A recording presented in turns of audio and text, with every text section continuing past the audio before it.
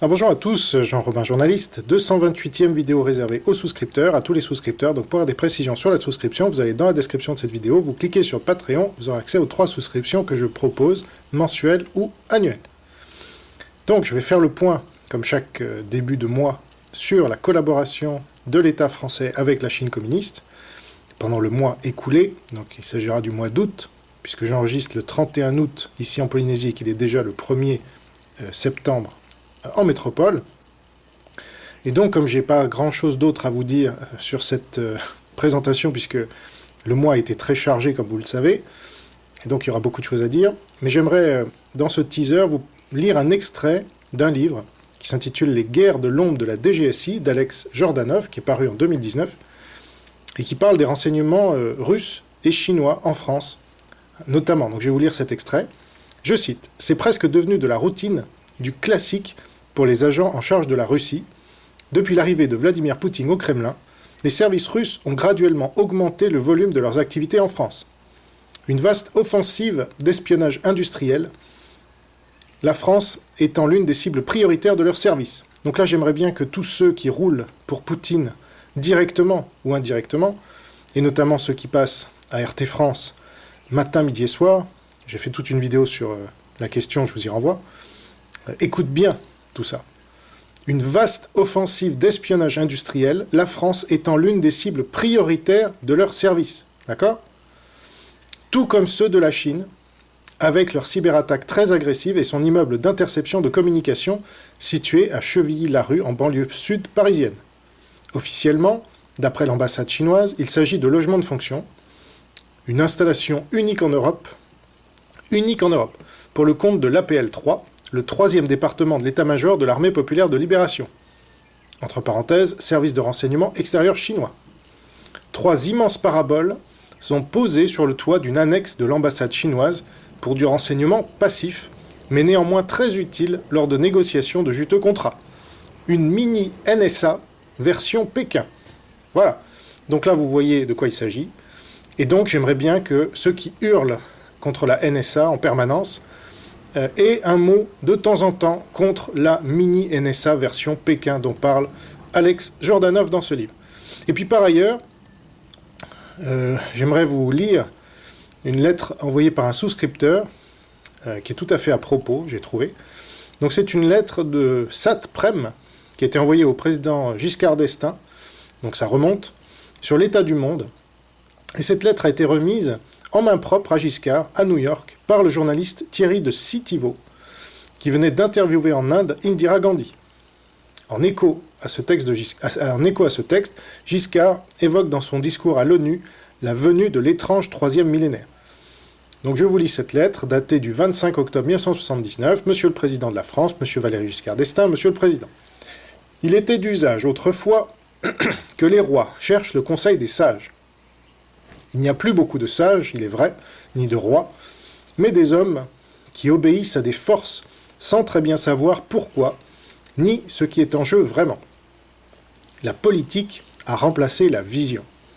Je ne suis pas ce sage, mais j'ai vécu pendant 19 ans auprès d'un sage, et j'ai connu celui qui, au début de ce siècle, annonçait l'évolution nouvelle, Sri Aurobindo, et celle que l'on appelle mère, une Française, la compagne de Sri Aurobindo, dont j'ai été le confident.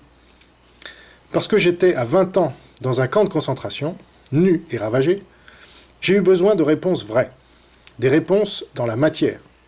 Après cela, on a un autre regard. C'est de la Chine dont je veux vous parler, parce que Sri Aurobindo en a parlé et parce que Mère m'en a beaucoup parlé. Il savait. Je vis dans l'Inde, en dehors du monde, et pourtant tout près du cœur du monde. Je ne suis d'aucun pays, vraiment, sauf d'un pays de douceur et de lumière, mais là où cette lumière est, je sais la reconnaître. Et je sais qu'il y a l'âme de la France, elle est lumineuse et perceptible. Elle existe, elle a une force d'action dans le monde, si l'on veut et sait s'en servir. C'est aux représentants de cette âme que je m'adresse. Depuis M. Nixon, j'ai vu, Mère a vu et Sri Aurobindo avait vu, l'atmosphère de la Terre peu à peu gagnée par une influence maléfique qui déjà s'est incarnée dans l'hitlérisme. Cette force-là sait prendre tous les visages, tous les sourires, et toutes les idéologies lui sont bonnes pour arriver à son dessein cruel et sans merci. Le vrai danger, c'est que nous ne savons pas où est le danger. Ce danger, ce n'est pas la Russie, c'est la Chine. Et c'est avec une sorte d'angoisse que j'ai vu peu à peu ce pays jeter ses tentacules et surtout développer un véritable pouvoir hypnotique sur la conscience des nations occidentales. J'insiste, c'est vraiment un pouvoir hypnotique. Il faudrait qu'au moins un homme, une nation, comprenne et arrête cette vague avant qu'elle ne s'empare complètement de la Terre. C'est la qualité même de ce pouvoir qui devrait alerter ceux qui ont encore l'esprit clair. La France a l'esprit clair. Inversement, on peut voir cette Chine, ou plutôt la force qui est derrière, exercer son hypnose sur la Russie par la négative, et littéralement hanter ce pays par l'inévitabilité d'une guerre. Si nous, Occidentaux, jouons le jeu fatal de cette force et acculons, je dis bien acculons la Russie au désespoir et à la solitude, il est inévitable que cette Russie, encerclée par la meute chinoise, américaine et occidentale, se livre à quelque acte désespéré qui profitera à qui ? L'histoire de la Chine et de ses millions d'hommes n'est pas un mythe.